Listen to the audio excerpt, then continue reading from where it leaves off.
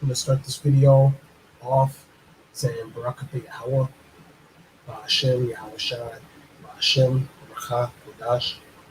And honors to the other apostles of Great Millstone who read well and teach well. And honors to brothers who are bringing out this word in sincerity and in faith. Yahweh Ba'ashem, Yahweh Shai, Ba'ashem, Kodash, Barakatah. And to you, you sincere, hopeful elect out there. So I seen this article a couple days ago, so I was searching, trying to find it, and I finally found it. It's on the Daily Beast. Now I'm going to go ahead and play the video first, based on John D.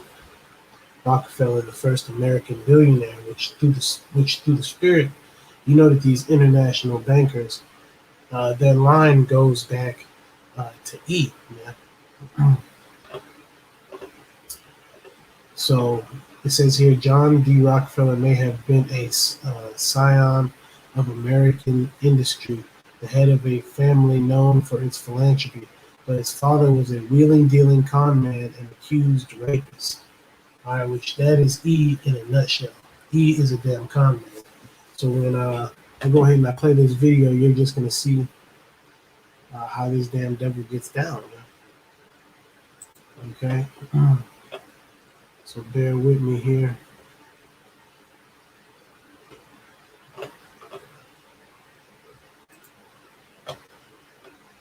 Let's see.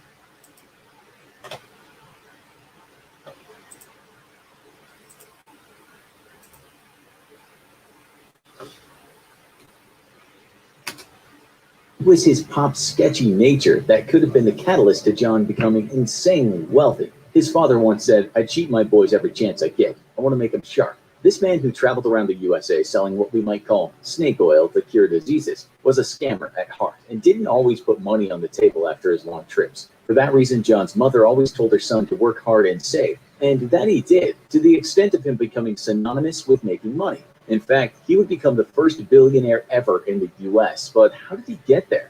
John D. Rockefeller was born July 8, 1839 in New York State. His parents were William Avery Rockefeller and Eliza Davison, and his father would go by the name of Bill. Bill didn't really embrace the whole morality idea, and when he wasn't running around the country selling elixirs to cure diseases, he was seeing his many girlfriends. All right, so and when you go back to the story of E, he had women wherever he traveled. Okay, there's nothing wrong with that. Technically, there's nothing wrong with that. You know what I mean? So even now, you got these international bankers. They're able to have as many women as they want to. You know, that's the sign of truly being blessed. I having slaves, having multiple women, multiple properties, assets, and ultimately, the mind frame to quote unquote succeed. See, in the eyes of the world, this man was a success story. All right. Young John, at the time, was brought up mostly by his mother, a devout Christian who was pretty much the polar opposite of her spouse. In fact, the father was so notorious for his shady line of work that he got the name Devil Bill. And while his pop's ability to graft in the face of adversity might have run through John's blood, it was his mother's devotion to saving money that John embraced. His father taught him how to sell something not so good and make it sound great, while his mother taught him to save that cash and invest it and turn it into more cash. This is how he became the richest person of all time if you compare what he had then to the economy at large. John was said to be good in school, but as his father was often away doing what he did, he also had to make money for his family. By the time he was 12, he had saved his first $50 from selling turkeys. The year was 1851. That might not sound like much to you, but if we look at inflation calculators, we're told that in 2019, that would be worth $1,667. Not bad for a 12-year-old.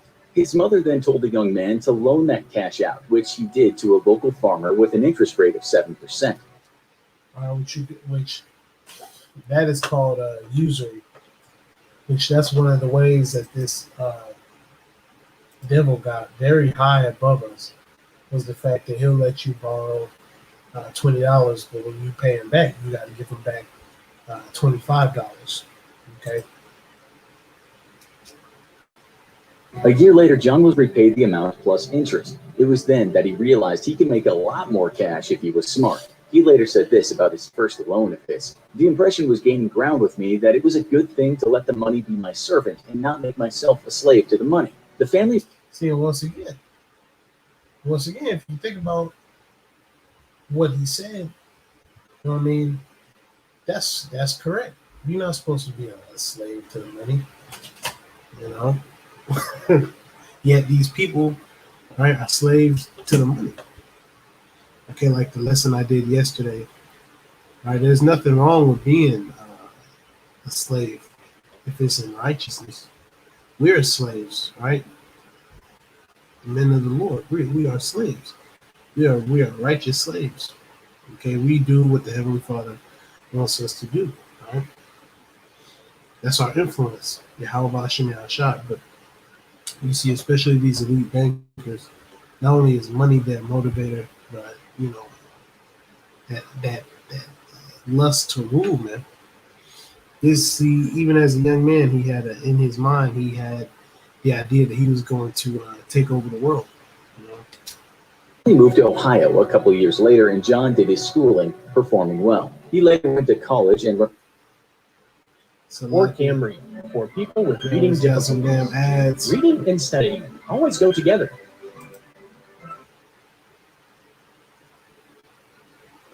And learned such things as bookkeeping, commercial history, banking, and currency exchange. All the time, his father was explaining to him how to sell, and his mother was inculcating in him on how to be smart with the money. It's not surprising then that John's first job was as an accountant's clerk, because dealing with cash was already second nature to him. He was just 16 years old, but always dressed like an aged man in dark suits and dark ties. He impressed everyone around him, working hard and being serious. He even impressed in the debt collecting department because he always seemed to be able to get the money back to the firm. For that reason, he kept getting raises. When still in the probation period, he was paid $16 for his entire 3 months of training. But then he was paid $31 a month, which was soon raised to $50 and then $58 a month, which was quite a lot of money at the time. John Rockefeller had one ambition, and that was to make a ton of cash. When still in his teens, he said his plan was to live until a very old age and also make at least $100,000. If we take it that he said that when he was 18, it was about $3 million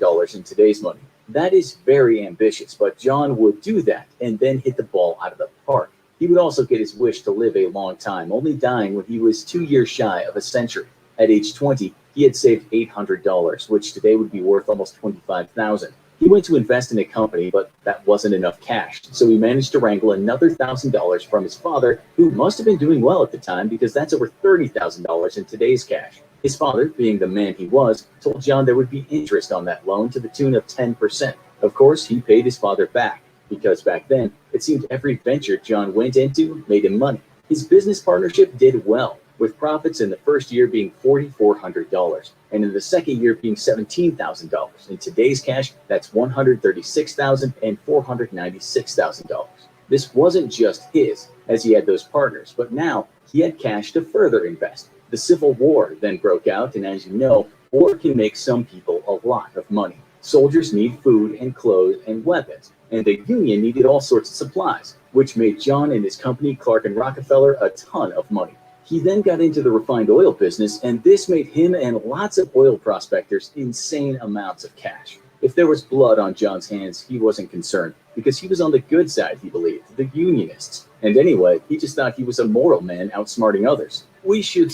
All right, so in his mind, man, he thought that he was doing the right thing.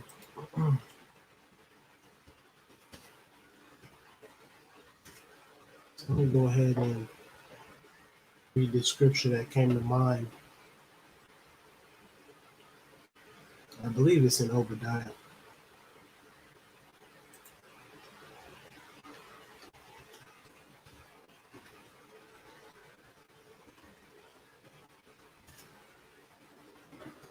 This is the book of Obadiah, chapter. Actually, no, Salaki. I'm gonna go to Jeremiah 49:16. Then I'm gonna read Obadiah. So this is Jeremiah chapter 49, verse 16. Thy terribleness hath deceived thee, in the pride of thine heart, O thou that dwellest in the clefts of the rock. All right, so you so-called Caucasians, that holdest the height of the hill, and a hill goes back to a government. Right, so they hold the highest positions in power. That's why these people run the military-industrial complex. They run medicine, right, academia, which it'll later show you in this video how he contributed billions of dollars to education, finance, and all these other, such things. That's part of a government. That's part of a rulership. You know, just like the times of ancient Rome, you had many of those politicians, right, who had money in the Colosseums. They had their hands in different goods. A lot of those men were master tradesmen. Okay, not only the politicians, but the people who told the politicians what to do. All right, the people behind the scenes. Okay, it says that holdest the height of the hill. Yeah, when you're on top of a hill, when you're on the top of the hill, can't nobody see you. You can look, if you've ever been on top of a hill or a mountain, you can look down and you can see people down there. They can't see you up there, man.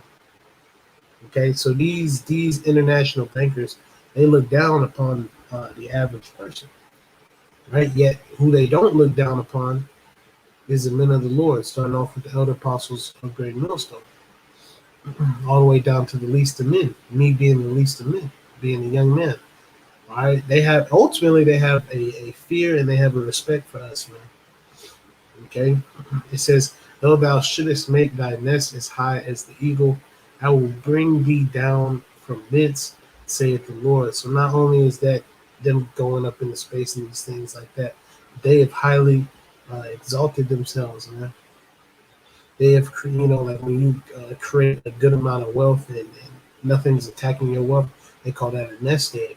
So these people have created wealth, man. These people have created a wealth that cannot ever be touched until the Lord comes back through His Son, man.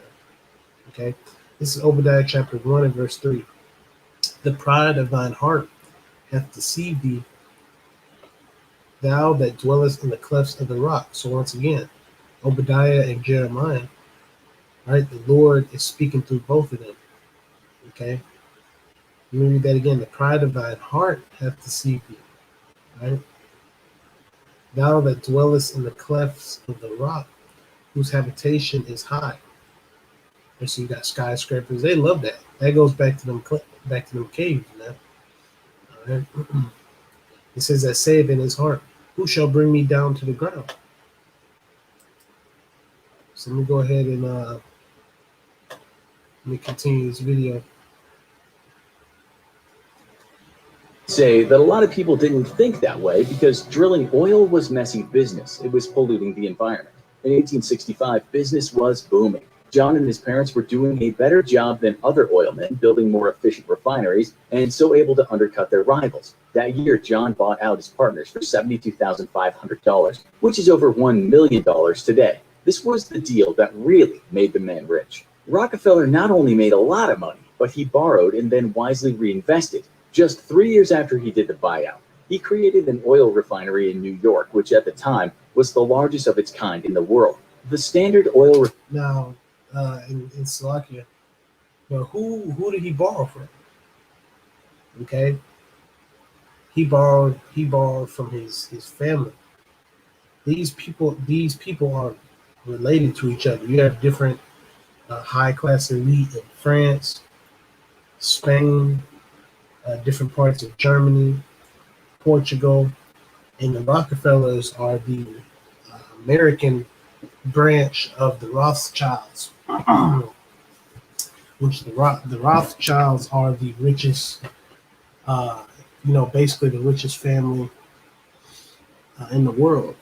So these are their American counterparts. Okay, so this is who he got the money from. Like how you have New York, you have a York, you have an actual York, and then you have New York, which America was basically set up to be a subsidiary of Britain, right? Refinery company would soon start buying all its competitors. What he was creating was a monopoly, and while he was accused of running all the little men out of business, he would tell himself that he was doing them a favor, as they would fail anyway. He actually called himself an angel of mercy. This so-called angel, by the end of the 1870s, was already incredibly rich, producing around 90% of the oil used in the USA. It said he was worth around 26 million in today's money by the end of the decade, but he wasn't done, not by a long way. You see, oil had to be moved around. The traditional way of doing that was by train, but Rockefeller had underground pipes in mind, and so got to work building them. This created fierce competition from anyone who was working in the railroad, but John prevailed. In the 1880s, Standard was accused of being too big and also having some shady business practices, but John saw. And why is that? Because he knew the people that owned the railroad. So he paid off who he could pay off. He went to who he could go to and passed the legislation. Because you're not just going to start digging holes in the ground, big ass holes in the ground, and hiring people and all that without there being legislation created. And this is what makes this damn devil so slick, is the fact that in his own mind he can convince you that what he's doing is okay. Now I remember during these same times, Native Americans had to be killed. Right, they were still on different parts of America. You had the so-called Negro over here getting their ass whipped. All right, this is during the times of slavery. You can see that, just like how it says that the Civil War started. So all these different colleges, all these different hospitals, all these places, right, have been funded essentially through slavery. Not only slavery as far as, hardcore, slavery, but also, the slavery of the mind. See, because these people took over the minds of you regular, everyday, I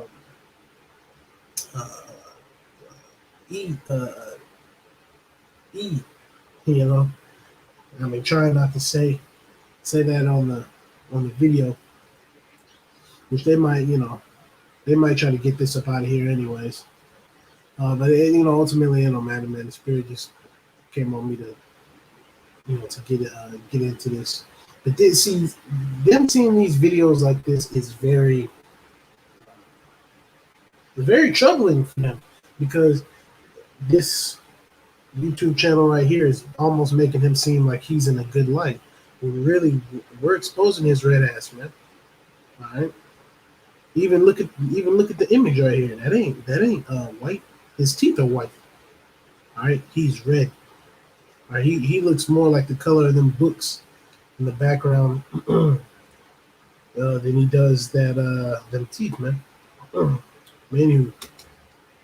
Not as a healthy practice, even if he had monopolized the oil business. He believed business was merely a game played and the fittest survived. The New York Times didn't see it as healthy at all, stating that Standard Oil was the most cruel, impudent, pitiless, and grasping monopoly that ever fastened upon a country. At one point in that decade, Standard Oil employed over 100,000 employees, 20,000 domestic wells, 4,000 miles of pipeline, and 5,000 tank cars. He made even more cash when automobiles came onto the. Now, when you think about who he employed E. Now, you had a lot of those guys who were actually Jakes, who were working in them oil fields and all that, but they look like E. See, and this is how a lot of people's great-grandparents establish a certain amount of money, because they may have only been making, so much back then, but that money, the different educations that they've received, different tax breaks, stocks, bonds, all these different things that it has increased. So even a low wage worker back then, right, saving and invested his money, gave it to his son, which gave it to his grandson, all right, and then ultimately the son, and then gave it to these kids now. That's why you see a lot of these kids in these colleges, they don't have a worry in the world because they know that their parents got it, because their great great grandparents got it. The scene, because then he began producing the gasoline for the cars. Having expanded into steel too, his businesses and wealth had just kept growing. In 1902, it's written that he had made a whopping $58 million from investments, which today would be over $1.7 billion. But he still wasn't done with making money. Being this rich got him a lot of attention, of course, and much of that was the negative kind. He was seen as being unscrupulous, much like his father, Devil Bill. The conclusion to this in 1911 was Standard Oil being charged with antitrust practices, which means being so big, you take all the other players out of the market. After that, Standard had to be broken up into lots of small companies. You might have heard of some of the names of those smaller businesses, such as Exxon or Mobil. Before that breakup, Rockefeller, of course, was a main shareholder, and it said he sold a lot of his 25% of Standard stock. After this move, it said he was worth around $900 million, which, if we put that through an inflation calculator, would be $320 billion.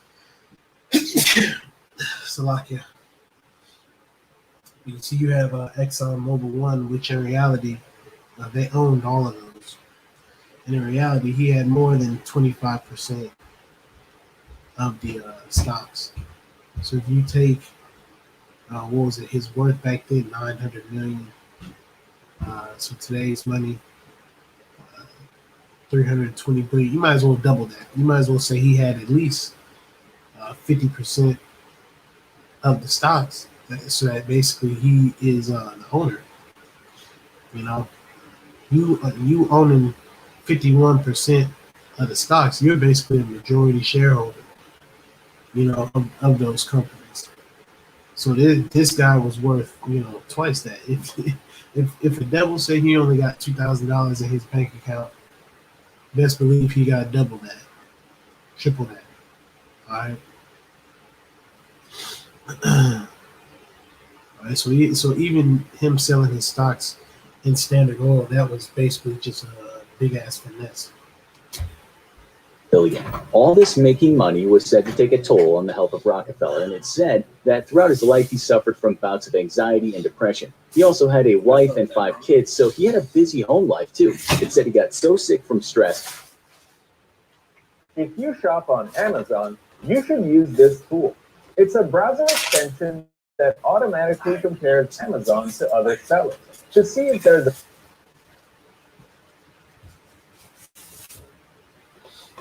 that all his hair fell out, and much of his life he wore wigs on his head. In later years, when he stepped back from making cash, his health improved. Once he had made his fortune, much of his time was dedicated to philanthropy, and he gave away a lot of... All right, so philanthropy, I'm going to look up the definition of philanthropy, because when you see this right here, you see philanthropy, medicine, science, education, and arts. So as far as philanthropy, if you notice this with a lot of these people who make millions upon millions, really billions of dollars, they say, okay, I'm going to give away most of my wealth. I'm going to do this and that. Really, that's a way for you to feel comfortable in investing in them. You know what I mean? Because you got to think about philanthropy, medicine. So that's all these different hospitals, Johns Hopkins. These are the places where people all around the world come to get surgery. You know what I mean? You have princes in Saudi Arabia who come here to America to get surgery and different things like that. Right? Science. So he gave the money for all these CERN computers, these supercomputers, right? These different Hubble telescopes. Okay, all these different things. He's the one who put the money up, and not just specifically him, but the international bankers as a whole. These are the people that financed all these different endeavors that you see, right? education. So a lot of these schools are actually named after the elite, like Vanderbilt. You know, a lot of these different places. If you probably look up most of the names, you'll probably come to the realization that these are named after the elite. You know? But let me go ahead and get the definition for philanthropy.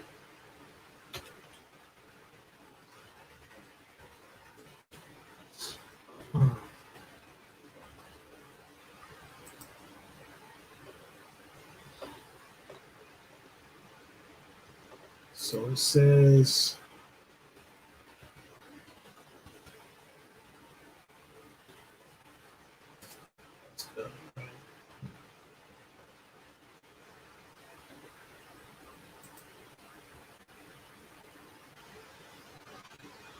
all right, so philanthropy is actually a goodwill to fellow members of the human race, especially active effort to promote human welfare. Yeah, so by putting up all this money, he said, we're gonna find out the cure to cancer. We're gonna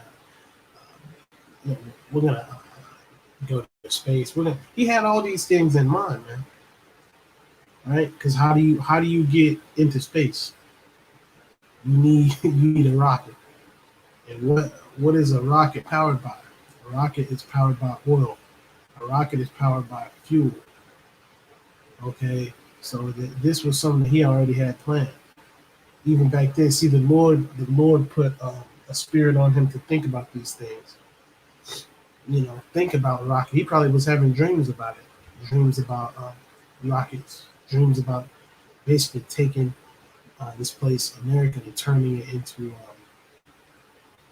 you know, and purposing it for himself. Okay. It says an act or gift done or made for humanitarian purposes.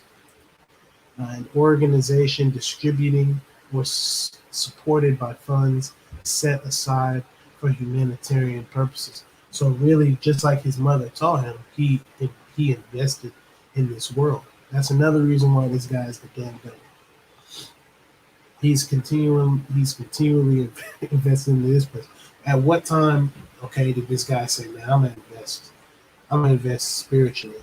I'm not gonna, try to further what's going on. He furthered what was going on here. All the way to the point where now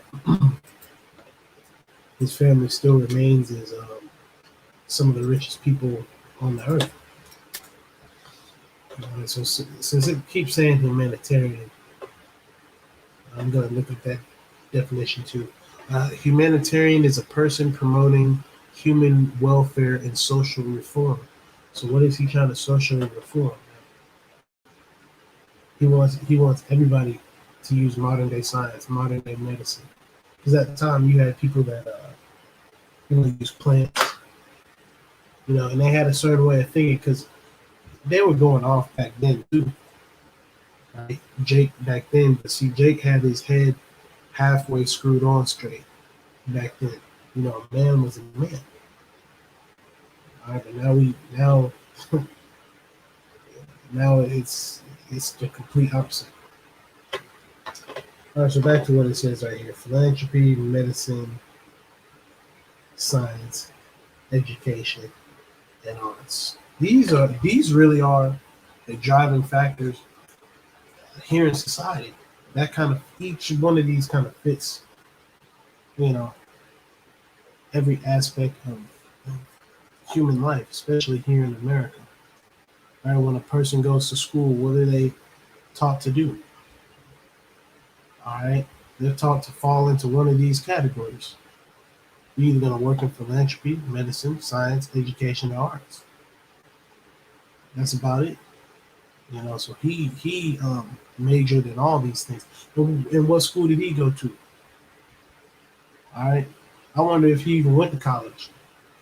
But see, when you create colleges, when you make colleges, you don't have to go to school, man. All right, let me go ahead and finish this video up and then go into the article. Cash to promote advances in medicine, science, education, and the arts. He created the Rockefeller Foundation in 1913, and it's said he put $250 million into that. He did this over a period of time, but if we see how much that's worth now, it's something like $60 billion, which is a fair bit of money to give away. He has always been a controversial figure, even if he did do his bit for the common good, with many of his detractors saying he was relentless and cruel, so greedy that he destroyed many on his way to dominance. Others say he had a good side, but we sometimes overlook that. As one writer said, what makes him problematic and why he continues to inspire ambivalent reactions is that his good side was every bit as good as his bad side was bad. Seldom has history produced such a contradictory figure. So, how much did he have when he was at his richest? This is what the New York Times wrote in his obituary. It was estimated after Mr. Rockefeller retired from business that he had accumulated close to $1.5 billion out of the earnings of the Standard Oil Trust and out of his other investments. This was probably the greatest amount of wealth that any private citizen has ever been able to accumulate by his own efforts. So much of his cash was tied up, and it's hard to say exactly how much he had. So in 1937, it's estimated he was worth $402 billion in today's money, which once again, you might as well double that. You might as well triple that. You know, he's not going to disclose how much money he truly makes. You know what I mean? Here it is, Jake, and that's the spirit, because Jake want to talk about, I got all these cars, I got all these mansions, Jake wants to flaunt and flex, but see, this is the type of guy who would go, you know, he'd go to a dinner house and he wouldn't tip, man, because he owns the restaurant. If you own the restaurant, you don't have to tip. Okay, that's the power. That's the power of flexing, man. This is the ultimate flexor. This is the ultimate top American flexor, man. Okay, Mr. Rockefeller, which he got his flexing ability from his pops. Remember, he's borrowed thousands of dollars in today's money in order to create these different business endeavors and these business ventures. And what was Jake doing back then? Jake was in a field getting his ass beat. Okay, that's it. That's it, and that's all.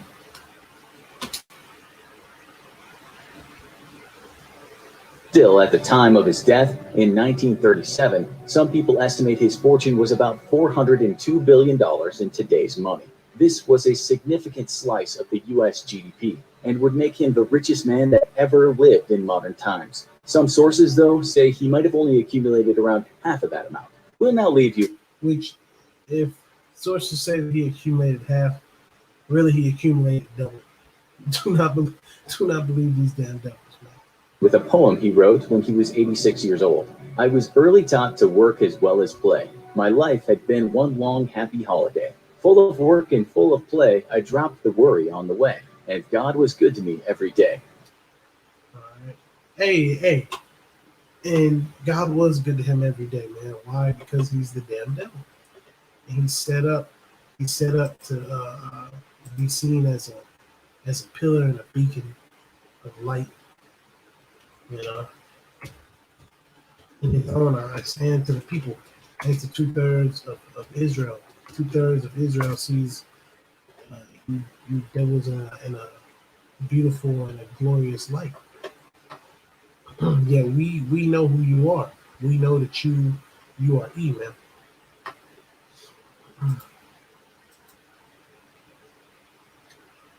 So let's go ahead and get this scripture that I was thinking of.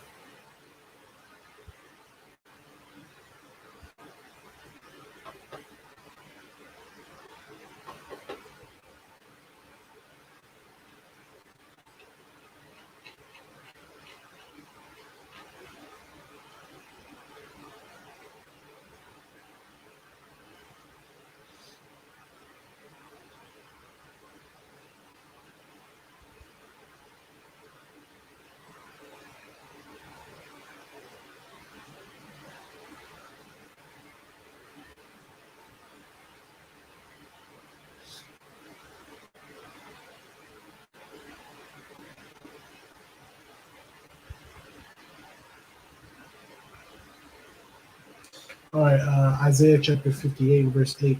Then shall thy light break forth as the morning, and thine health shall spring forth speedily, and thy righteousness shall go before thee. The glory of the Lord shall be thy reward. So that's our reward, you know, is for the light breaking forth upon us, which is his knowledge and his wisdom and his understanding. Now, as far as E, right, he had the point in which on the left hand, he had light shining upon him. You know, he is illuminated to a certain degree on the left hand side, right?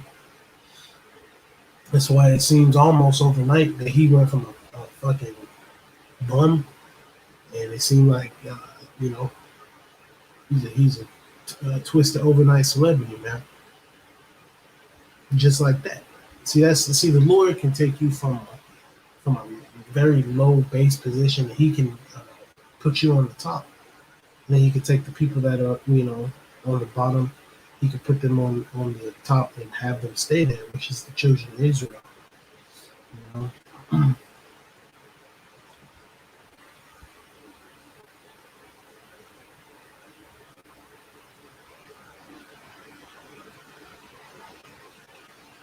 Proverbs 4:18, but the path of the just is as the shining light that shineth more and more until the perfect day. So while we're walking on this path, you know, you brothers out there, man, we have to understand that this it's a certain path that we gotta walk. People don't want you to walk on the path. That's because they ain't doing shit. they, they're not doing shit. They don't have a path to walk on. Okay, so you got E. E understands his path, and he's walking that. And I give it to him. I'll give it to you, damn devils, man. You are good at executing and you know, hitting all the marks, man. Because the Lord put a spirit in you to be that way, you know. And that's why, in the eyes of 2/3 of Israel, they think that Proverbs 4:18 is these devils, right? It says that shineth more and more into the perfect day because they believe that every day this place is getting better, right? Oh, we got better medicine, we got better science. More people are living now than back in the ancient days. You know, people were being born and they're dying back in the ancient days. No, man. Back then, you know, you didn't really have SIDS back in the ancient times. You know, a child would just be born, and you know, 2 weeks later you go to the crib, and you know, they're not there no more. You didn't really have that. You know, a child was born, and a child, you know, lived, and all of that. You know, people were way more healthier back then than they are now. You guys see these people when you go to the store, when you you know, when you go out into the world, when you're walking down the street, these people look fucking sick. These people are not. These people are. They're getting darker and darker as we're shining more and more. They're getting darker and darker, all the way up until the Lord destroys uh, most of Israel here on this side here in America. That's just the facts. You know, nothing we can do about it. But back to this video. Then I'm going to read this article. While we don't totally disagree. Okay, yeah, that's the end of it. So I'm just going to go to the article that came up on this, and I'm not going to read all of it because the video kind of went over. The video kind of went over the main parts.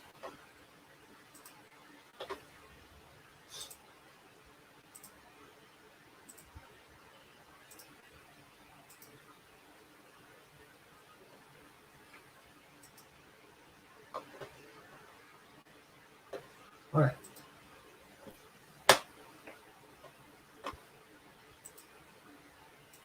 So let's look up the definition of scion. I don't know exactly what that is.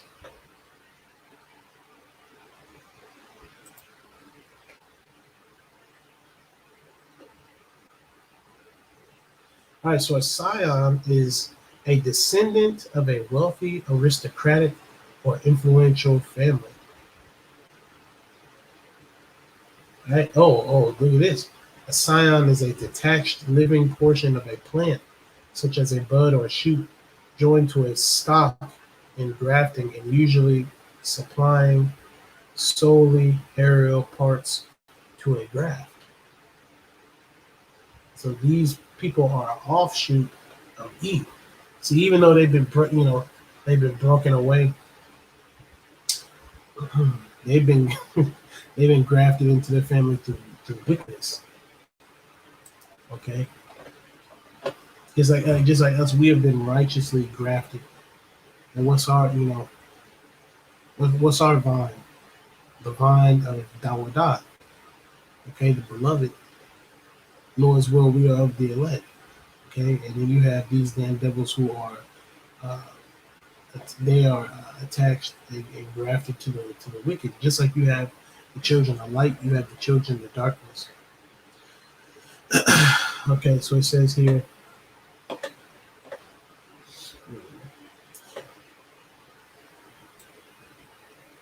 On what one can imagine was an otherwise ordinary day in late 1836, Eliza Davidson answered a knock at the door of her father's farmhouse in the countryside outside of Richford, New York. On the stoop was a tall and handsome peddler wearing a chalkboard attached to his shirt that announced, "I am deaf and dumb." Yeah, man, so you got to understand that this guy is E. So, of course, he going to come, present himself in a certain way. Okay? Because that's actually very smart to say that you're deaf and dumb, because nobody's going to oppose that. Nobody's going to oppose that. All right, it says the conversation silent on his part that ensued is lost in history. Did he encourage the young red-haired woman to take a peek through his kaleidoscope, his usual MO? With new customers, did he enchant her with bizarre curiosities and potions that could solve any ill? Did he titillate the imagination of the young lady known for her prim and pious ways? What is known is that Eliza was so charmed by her first interaction with the traveling stranger that she declared, "I'd marry that man if he were not deaf and dumb." She was so charmed, in fact, that when it turned out the salesman was not deaf and dumb, but faking the disabilities as part of his peddling scheme, she overlooked his deception and agreed to marry him against the wishes of her father. Which she could have been a Jake, because that sounds like the exact same story of Eve and the snake in the garden, because that snake was an actual man. Who came, and how did he come? He came with the same MO. Oh, I don't know what's going on, but what I can tell you is,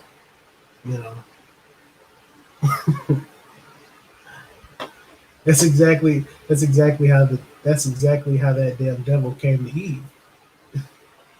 He said, "Why? Well, I don't really know much, but what I can tell you is, you don't want to be stuck here. I can make it better." Hey, through the spirit, man, that serpent was handsome, man. He's a handsome man. All right, that's why they call it a handsome devil, man. And he will fool your ass. It says it was surely the biggest, if not only, rebellion of the staid Lisa's life. In no one, and one that she no doubt would come to regret. The unlikely pair disproved the maxim that opposites attract, but their ill-advised union did produce one extraordinary result. Eliza Davidson and the con artist William Avery Rockefeller, aka Devil Bill, gave birth to son John D. Rockefeller, who will become a scion of American history and one of the wealthiest men to ever wheel and deal on the shores of Lady Liberty, which their influence is still there. All right, it says the seeds of Double Bill, the nickname William Avery Rockefeller would rightfully earn, were planted in his earliest days. Born in 1810. Okay, that's over 200 years ago. Young Bill was a wanderer from the start. So just like Eve, a fucking wanderer. Right? Known for the disappearing acts he would pull even as a boy. By his early 20s, his career as a vagabond and a charlatan was well underway.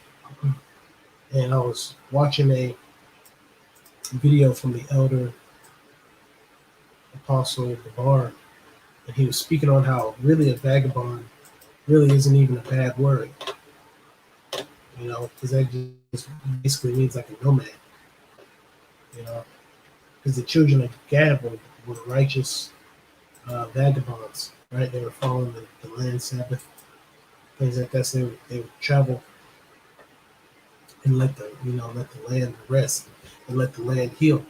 Yet this devil, everywhere he went, he made it worse and worse. No matter where he went, when he left that area, it was worse than when he came. All right, so a charlatan definition: one making usually showy pretenses to knowledge or ability, a fraud or a faker. So once again, that serpent, when he came up to Eve, he was just talking out of his ass. Okay, so to speak. He knew what was going to happen. That was something that he knew perfectly well. All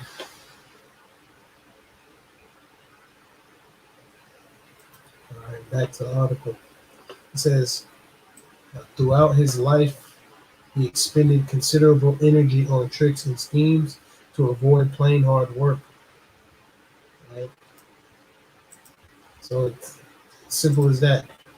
How can you take a whole nation of people and put them in slavery because your ass is too lazy? That's a lot of work. That's a lot of planning. So all that planning that they took, they could have, they could have been picking their own cotton. And that's another thing. These different hospitals, these different colleges. Jake built those places up. Even now, who's doing the renovations on these different colleges and these hospitals and museums and all that? Jake. Okay. It says Rockefeller was creative when it came to his business pursuits, but his earliest ploys largely involved his work as a peddler, where he often masqueraded as a deaf mute and as a botanic physician, a fancy name for a traveling medicine man. Among the cures he sold were berries picked from the garden that he passed off as pills to treat digestion maladies, which, if you think about it, that's the same thing that that damn snake in the garden, which is that man, that's the same thing that he came and did. Right? He came ultimately, he came in that deep witchcraft spirit. Oh, I have a way for you to be, to know good and to know evil. Why do you only want to know what good is? Don't you want to know what evil is?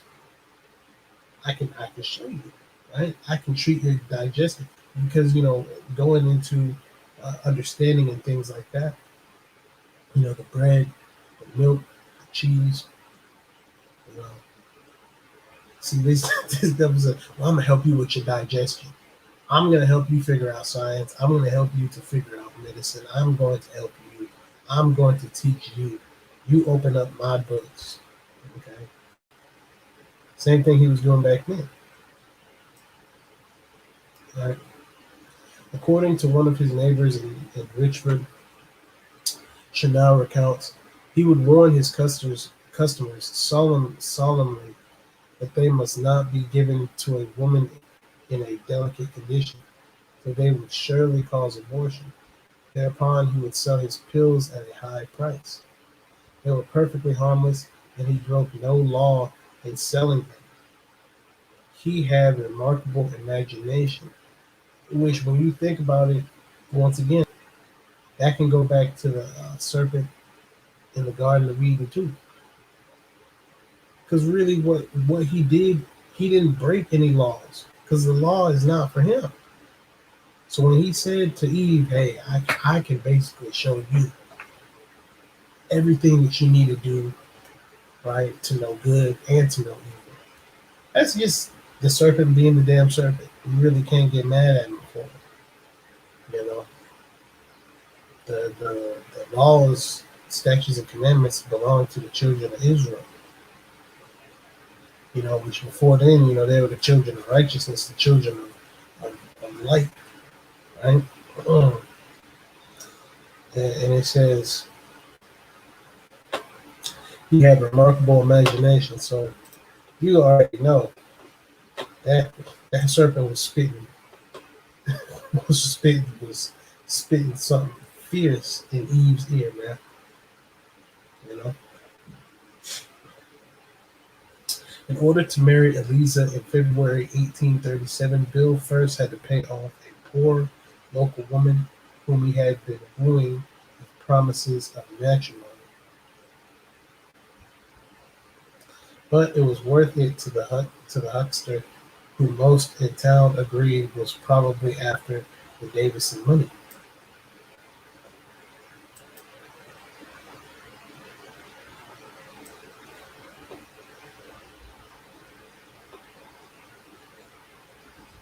He's a scoundrel, apparently, and Slovakia, but even when you think about it right here, that he had to pay off a poor local woman whom he had been wooing with promises of matrimony. So, you know, the snake going into the garden, he really already conquered those other nations through the spirit, right?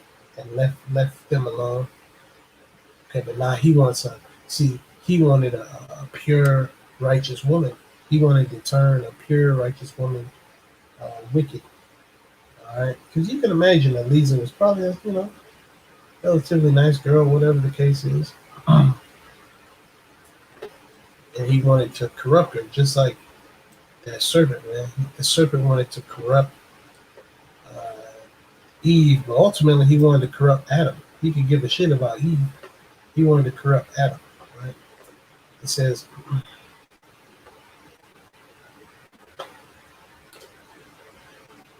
he's a scoundrel, apparently an enchanting scoundrel in person. He certainly enchanted Eliza and apparently enchanted a good many other women too, which is part of being a scoundrel. Historian Albert Berger told PBS in a 2000 documentary, which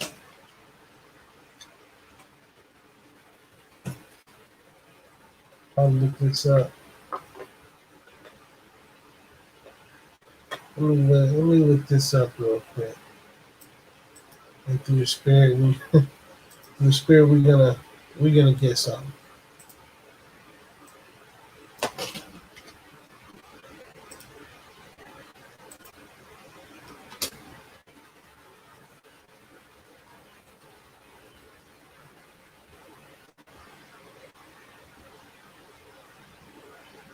Oh, that's the spirit. All right, it's beautiful. Just according to this, it says the name of Eliza is a girl's name of Hebrew origin, meaning pledged to God.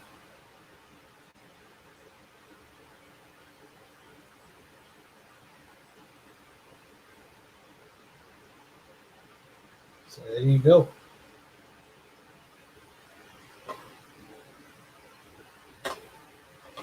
Which is where you get the word Elizabeth from. So who knows, you know, she could have been a Jake, whatever the case is. But her getting wooed is basically the same way that serpent came upon Eve, man. With that same bullshit. It says, whatever romantic notions Eliza had about her adventurous and dashing beau collapsed soon after the wedding. So once again, just like the serpent, after Adam and Eve went off, that's when everything went downhill, man. right? But an unhappy marriage between a straight-laced, devout churchgoer and a rogue who came and went as he pleased could still be a productive one. The pair had 6 children, the second of which they named John Davison Rockefeller. Devil Bill was not a constant or stable presence in John D's life. Yeah, so he's the ultimate deadbeat, right? But his influence still loomed large. Bill would disappear for long stretches of time, in which he usually ran up debts and got into trouble.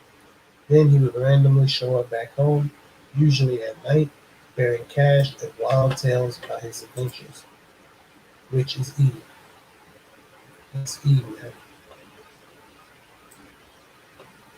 Bill was undoubtedly an entrepreneur, right, which is the French word for risk taker.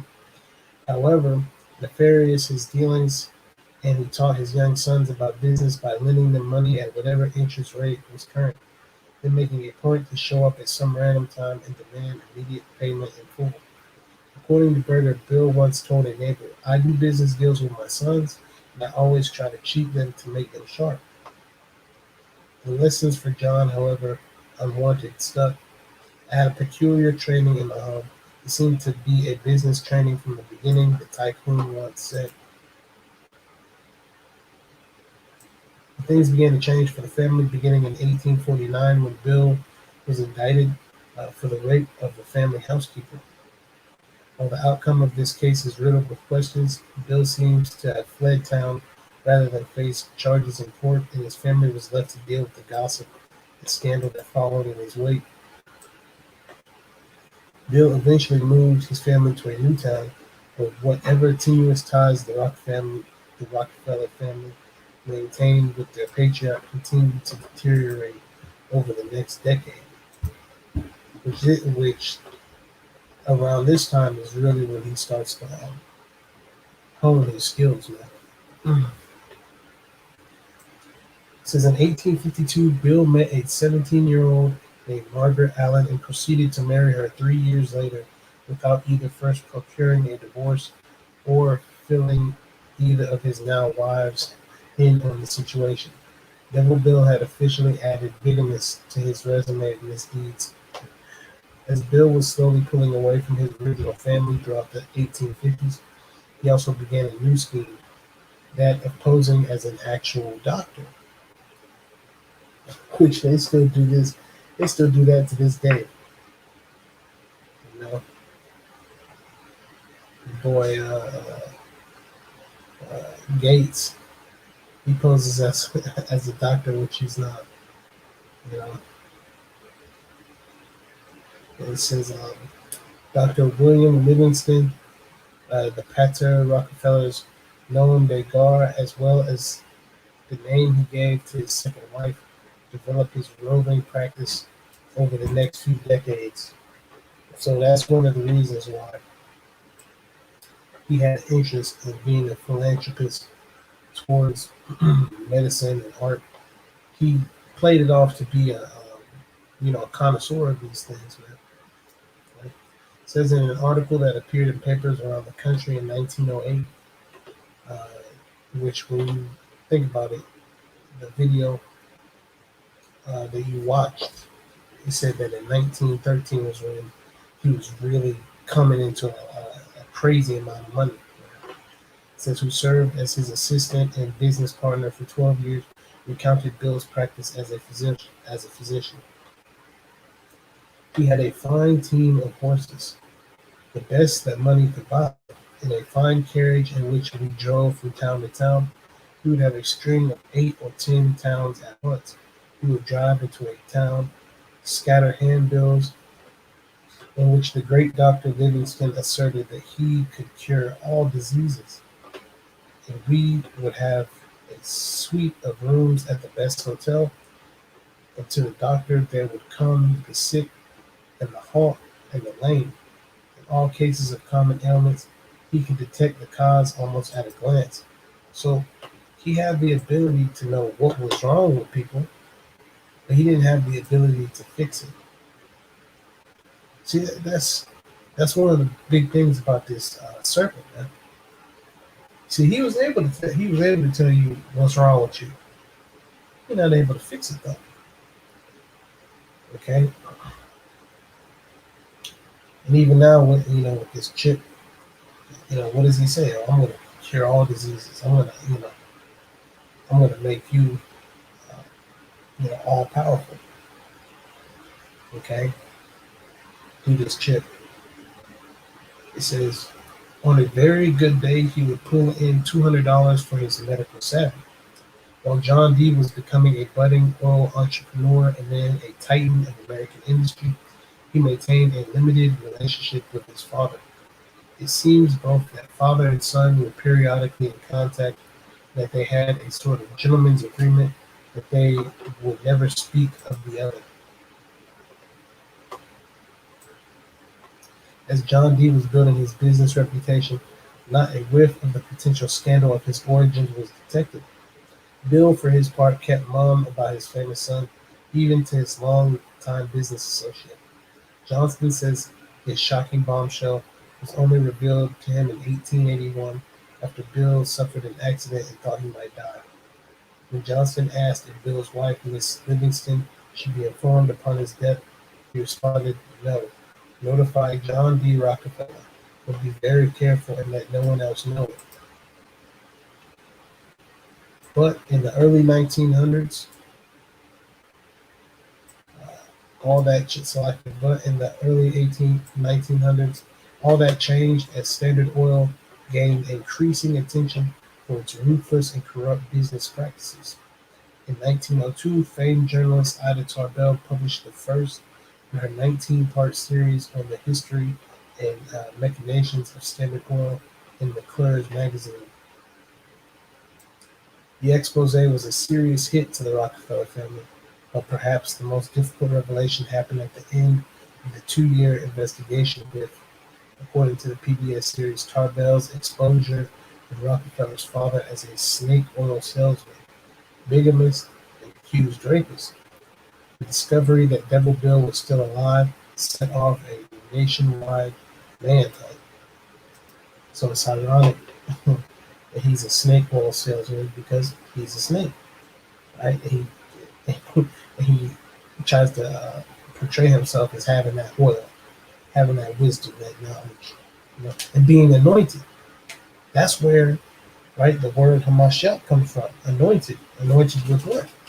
The oil, the eye salve, man.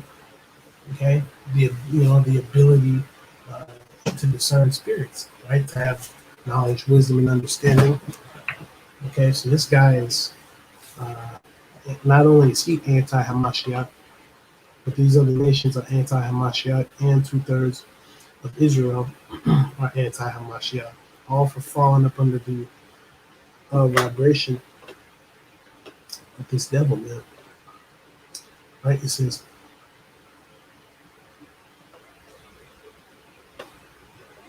the hunt that ensued was the early 20th century equivalent of a modern-day paparazzi scrub. Papers around the nation searched for clues as to the identities and whereabouts of the original Rockefeller scoundrel. In 1905, the 93-year-old John M. Phipps was forced to tell the Washington Times in no uncertain terms that, no, I'm not the father of John D. Rockefeller. Not by a god-darn sight, after rumors swirled that he had a multi-billion-dollar secret. What is the matter with this man Rockefeller? Can't he find his father? Phipps asked a reporter after being constantly hounded by the press. It says, reporters competed for leads around the nation as newspaper impresario Pulitzer put up an $18,000 reward for credible leads.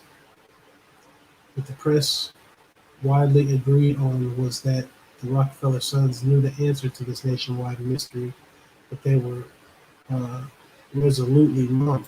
Which, of course, everybody in the Rockefeller family knew, knew where Devil Bill was, but they're not going to say it. It says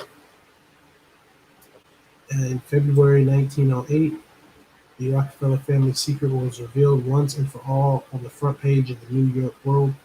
The proof of Bill's wildlife and his death in 1906 were published. The scandal had tried to bury the scandal Rockefeller had tried to bury was now out in the open. Today, the Rockefeller name is synonymous with the early development of America as we know it, as well as a family legacy built on philanthropy. But the exposés of the early 1900s suggest that perhaps the apple had not fallen too far from the tree. Tarbell's investigation was followed by the 1911 dissolution of Standard Oil by antitrust order of the Supreme Court. But even before that, those who had dealings with Rockefeller murmured of the goings-on at his company, where the New York headquarters were often referred to as a cave for pirates. So that's the spirit, is a cave, right? A cave, going back to cave dwellers, are for pirates.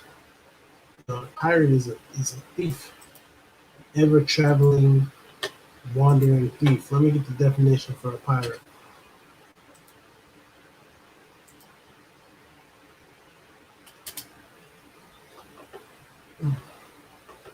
Yeah, you damn devils are getting exposed. All right. So a pirate is to reproduce without authorization, especially an infringement of copyright, which you devils did that.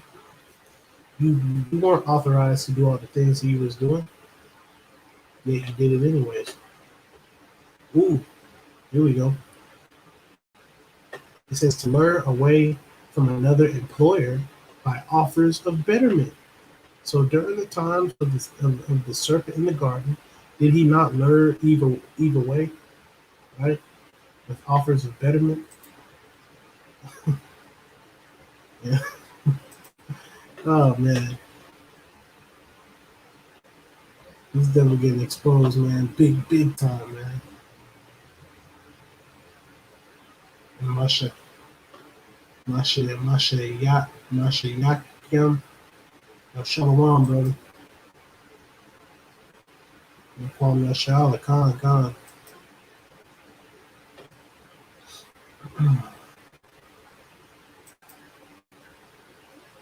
So,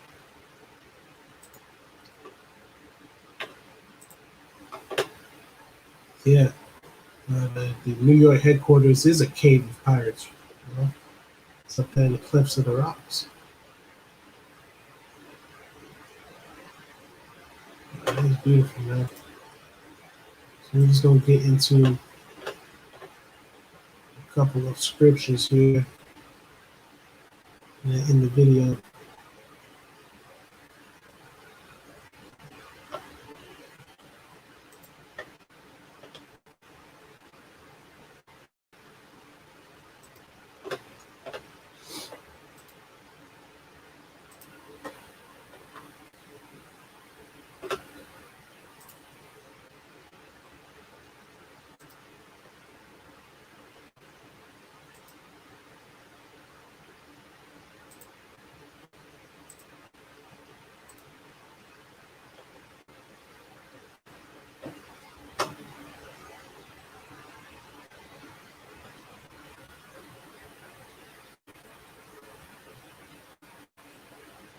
This is Ecclesiastes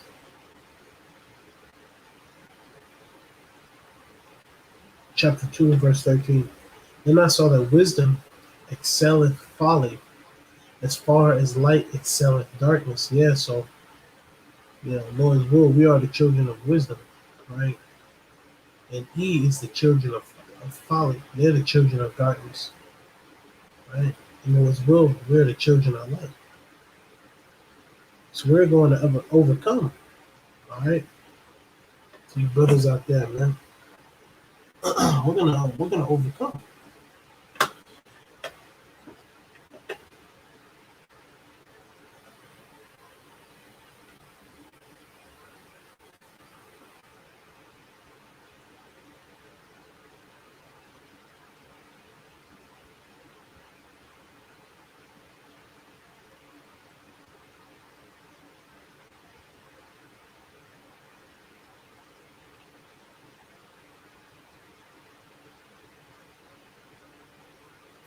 Please, Ecclesiastes chapter 2 and verse 21.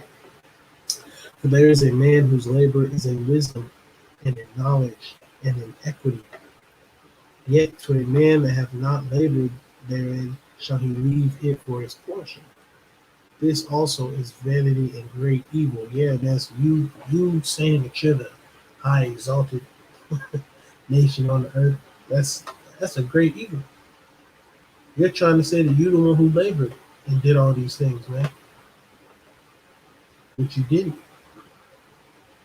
Even when it comes to science and academia and medicine and all that, who did you use to get all these achievements? You used Jake, all right? You just put the money out.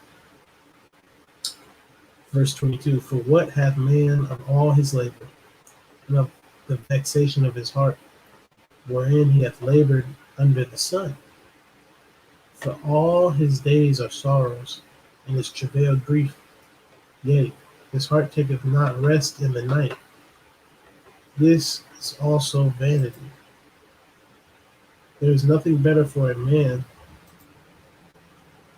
than that he should eat and drink, and that he should make his soul enjoy good in his labor.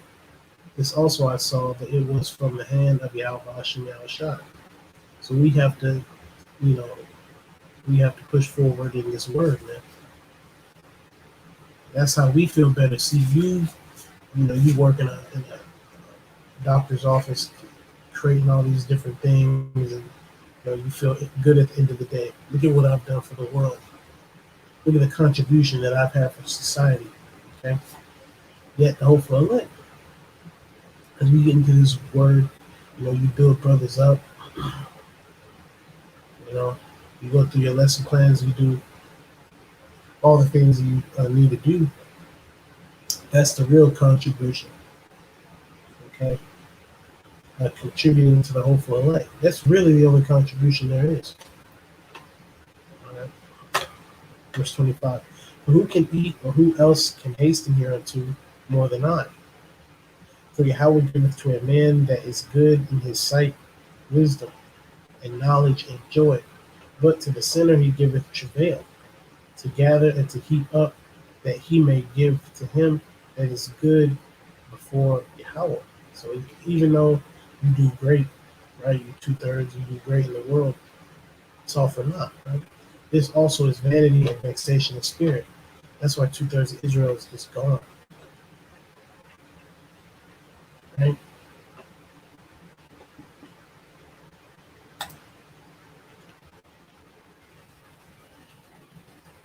So we'll end it on this. This is what's gonna happen to you, damn devils, man. Turning everything upside down. This is in Psalms 149, I believe, if I'm not mistaken.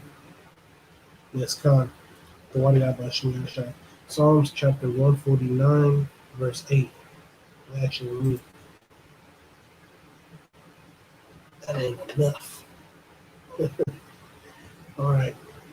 Actually, let me start from the top. Psalms chapter 149, verse 1. Praise ye the Lord. Sing unto the Lord a new song, and his praise in the congregation of saints. Right? So even though this is an old song, it seems like it's new. Right? Let Israel rejoice in him that made him. Right? Yahweh Ba'ashem Yahushua. Let the children of Zion be joyful in their king. Let them praise. See, so that's why we're joyful in Yahweh Ba'ashem Yahushua. Right? Okay, we're joyful that Yahushua HaMashiach is going to be coming. Right? It says, let them praise his name in the dance. Let them sing praises unto him with the timbrel and harp. For the Lord taketh pleasure in his people. He will beautify the meek with salvation. Okay? And really, ultimately, that comes down to the elect being beamed up with the chariots. That's how we're going to be ultimately made beautiful, by being made perfect. Those perfect bodies. through that salvation. And those chariots coming, and Yahushua simultaneously coming and just tearing this place up. Verse 5, let the saints be joyful in glory, let them sing aloud upon their beds. And we are, right? Barak Yahweh, Barak Yahushua. Let the high praises of Yahweh be in their mouth and a two-edged sword in their hand, which are the scriptures. Right? The New Testament, Old Testament. Right? It says to execute vengeance upon the heathen and punishment upon the people. To bind their kings with chains and their nobles with fetters of iron. So you all you wicked, you're going into slavery now. All right, get ready. Okay, all of you so-called international bankers. All right, you are the nations. Okay, you're going into captivity. Now in the kingdom of heaven, you're gonna have certain people that are part of the other nations that aren't going to be in as hard of a slavery, you know. But you're gonna have a good bit of each nation. So you're gonna have 17 nations that are going to be in captivity. E being in, you're not going to be able to recognize E. Let's just take E out of the equation. E's going to be in his ass beat day and night, but these other 16 nations, right? You're gonna have a certain number of them that's gonna be in very bad slavery, and you're gonna have a certain number of them that's gonna be in a sense of servitude. And that's why it says that right here, to execute upon them the judgment written. Okay, because everything's gonna be according to this book, which is written in your inward parts, man. You have to remember that it's in your inward parts. All right, it says to execute upon them the judgment written. This honor have all his saints. Praise ye the Lord. So first off, in order for you to understand your purpose, you have to understand that this is honorable. Right? In order for you to judge you, that's an honorable thing. That's why people see judges, policemen. That's an honorable thing in this society. Right? Because you are able to judge. You are able to pass judgment. What's better than passing judgment? Right? And naturally, Jake is a judgmental people, and we're just meant to be like that, right? And we can't wait to judge, man. It just reminds me.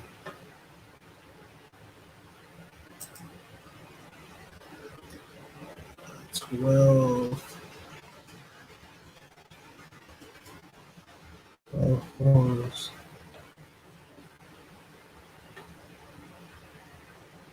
see if it pop up.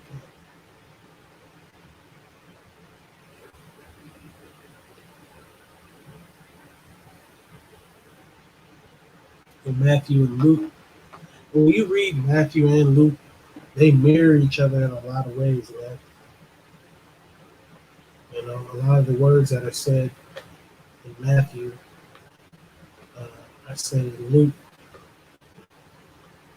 and that's just to confirm, right? That's confirmation. Matthew chapter 19, verse 28. Yahushua said unto them, verily, I say unto you, that ye which have followed me in the regeneration, when the Son of Man shall sit in the throne of his glory, ye also shall sit upon 12 thrones, judging the 12 tribes of Israel. All right, so the elect, which all Israel is going to be saved, man, pertaining to the book of Romans, I believe. I can't really recall exactly where it is.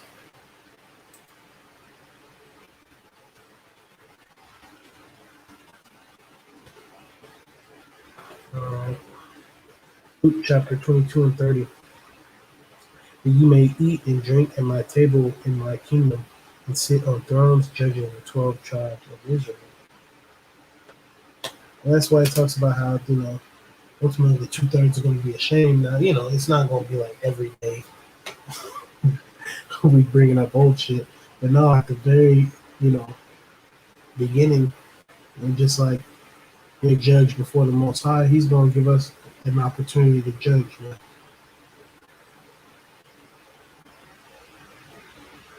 That's part of that. When John saw the crowns being put on the 144,000,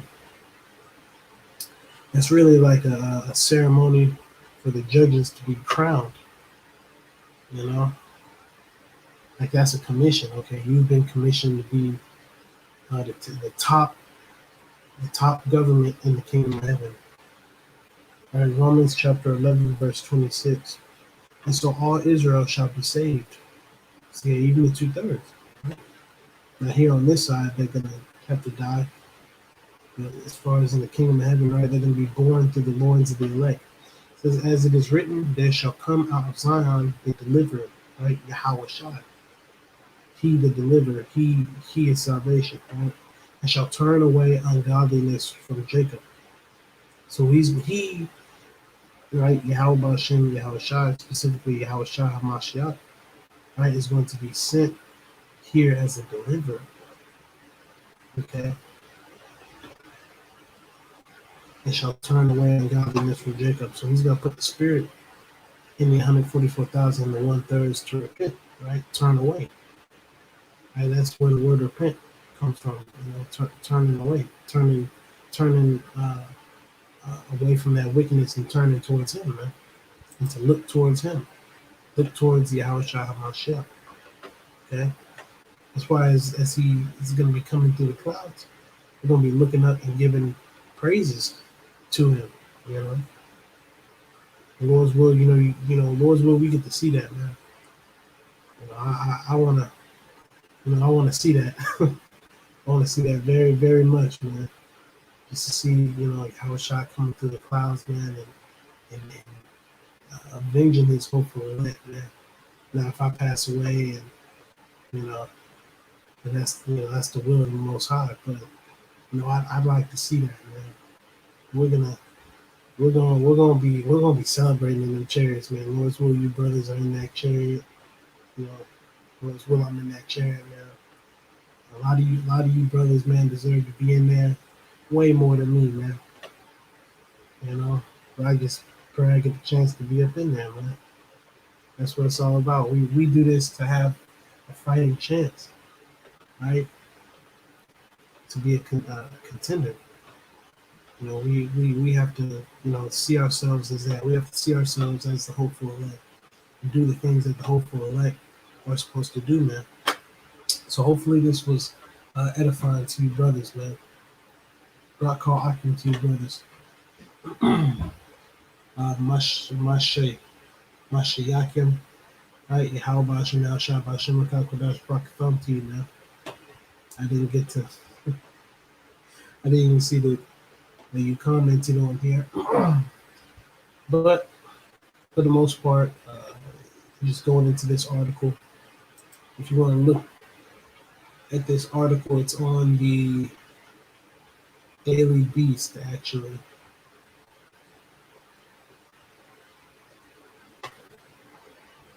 And it is titled William Avery Rockefeller, the con artist scoundrel who fathered a dynasty.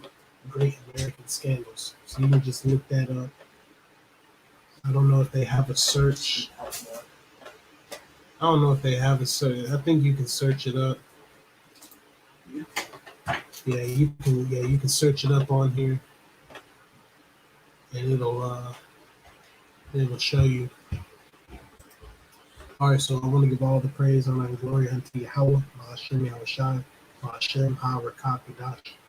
Give honors to the elder apostles of Great Millstone who rule well and teach well and taught me this truth. All right, and honors to brothers who are bringing out this word in sincerity and in faith. Okay, Yahweh Hashem, Yahshua Hashem, Ha-Kodash, Rockefeller, unto you sincere and you hopeful elect out there, man. Let me get that 2 Timothy.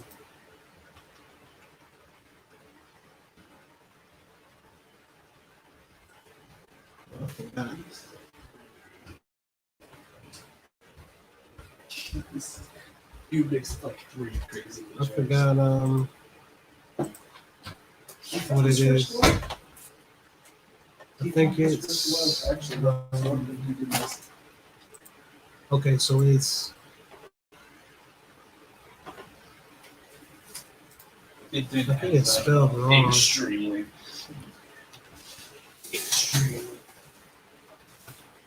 Maybe the spirit just may have me just go into it. All right, shalom.